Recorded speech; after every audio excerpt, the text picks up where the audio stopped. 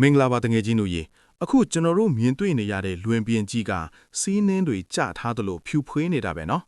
ဒါဟာနှင်းတွေမဟုတ်သလိုထုံးတွေလည်းမဟုတ်ပါဘူးဒါဟာကျွန်တော်တို့မြန်မာနိုင်ငံအထက်ပိုင်းဒေသတွေမှာတဘာဝတရားကြီးကပေးသနာထားတဲ့စက်ပြမြေလို့ခေါ်တဲ့တဘာဝတန့်စင်ဆေးတွေပဲဖြစ်ပါတယ်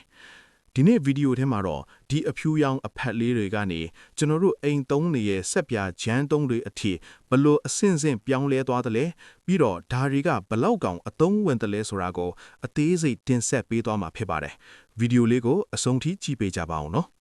စက်ပြမြေဆိုတာဟာသိပ္ပံနည်းကျပြောရရင်တော့ဆိုဒီယမ်ကာဗိုနိတ်ဓာတ်နီပါဝင်နေတဲ့မြေစီလွှာပဲဖြစ်ပါတယ်မြန်မာနိုင်ငံရဲ့မိုးနယ်ရေရှားရဝင်းတွေဖြစ်တဲ့စစ်ကိုင်းမန္တလေးနဲ့မကွေးတိုင်းကျဲကအချို့ဒေသတွေမှာပဲဓာတ်ကိုတွေ့နိုင်တာပါ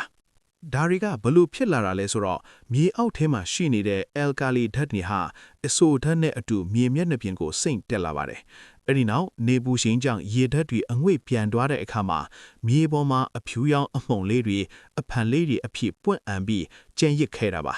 ဒါကိုကျဲလက်တီးတားခဲ့လူတွေကစက်ပြမြေပွင့်တယ်လို့လည်းခေါ်ကြပါတယ်ဒီစက်ပြမြေကိုအိမ်တုံးစက်ပြအဖြစ်ပြောင်းလဲဖို့အဆင့်၄ဆင့်ရှိပါတယ်အဆင့်၁ကောက်ယူခြင်းပထမဦးဆုံးမြေပေါ်မှာပွင့်နေတဲ့အဖြူရောင်အဖတ်လေးတွေကိုမြေကြီးတွေတိတ်မပါအောင်ဂရုတစိုက်ချိယူရပါတယ်အဆင့်၂ရေဖြော်ခြင်းရလာတဲ့စက်ပြမြေတွေကိုရေပုံကြီးတွေထဲထည့်ပြီးရေနဲ့တေချာဖြောချလိုက်ပါတယ်ဒီနေရာမှာစားဓာတ်တွေရေထဲပျော်ဝင်သွားအောင်လုပ်တာပါအဆင့်၃အနေစစ်ချင်း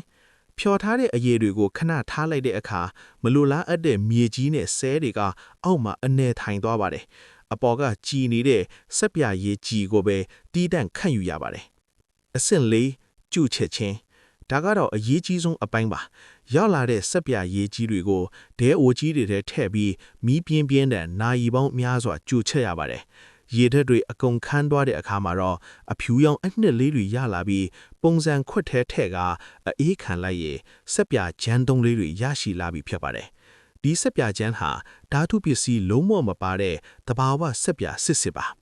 သူ့ရဲ့အကောင်းဆုံးဂုဏ်သတိကတော့အစွန်းအထင်းတွေကိုတေချာဖယ်ရှားပေးနိုင်တာပါအထူးသဖြင့်အဖြူရောင်အဝတ်အစားတွေလျော်တဲ့အခါမှာတခြားစက်ပြတွေထက်ပိုပြီးဖြူစင်တောက်ပစွန်းပါတယ်ဒါအပြင်ဆဲလူကြီးတွေလက်ထက်ကတနေ့ကတယောကင်ပေါ်နဲ့စက်ပြဂျမ်းကိုတွဲဖက်ပြီးခေါင်းလျော်ခဲ့ကြတာဟာသပင်ကိုတန့်ရှင်းစေုံတင်မကပဲပေါက်ထတာတွေကိုပါပျောက်ကင်းစေတယ်လို့ဆိုကြပါတယ်ဒါပေမဲ့တခုတတိထားရမှာကသူကအယ်ကာလီဓာတ်ပြင်းတာကြောင့်အသားဖက်အရန်နှုတဲ့လူတွေအတွက်တော့အသားပတ်တာမျိုးထင်နိုင်လို့တတိထသုံးဆွဲရပါတယ်ကဲတငယ်ချင်းတို့ရေအခုဆိုရင်တော့ကျွန်တော်တို့မြမမြေကထွက်တဲ့တဘာဝစက်ပြကျန်းတွေအကြောင်းကိုအသေးစိတ်သိရှိသွားကြပြီလို့မျှော်လင့်ပါတယ်ဒီလိုရိုးရှင်းတဲ့ကြေးလေးဒလေးလေးတွေနဲ့တဘာဝထွက်ကုန်လေးတွေဟာကျွန်တော်တို့နိုင်ငံရဲ့တန်ဖိုးထားစရာအမွေအနှစ်တွေလည်းဖြစ်ပါတယ်ဒီဗီဒီယိုလေးကိုသဘောကျတယ်ဆိုရင် like နဲ့ share လေးလုပ်ပေးသွားပါအောင်နောက်ထပ်လည်းစိတ်ဝင်စားစရာအကြောင်းအရာတွေကိုတင်ဆက်ပေးဦးမှာဖြစ်မလို့ channel လေးကို subscribe လုပ်ထားဖို့မမေ့နဲ့အောင်နော်အားလုံးကိုကျေးဇူးတင်ပါတယ်ဒီပေါက်လေးမင်းကဘယ်နဲ့ပြင်လူလူလို့လုပ်ပြီလူလူလို့လုပ်ပြီမိကဒီပိတ်စော်တော်ကြီးကကြတာဝေမိုးဆောင်ဝေမိုးဆောင်ဟိုမှာငါရောဘာရောအကုန်ရ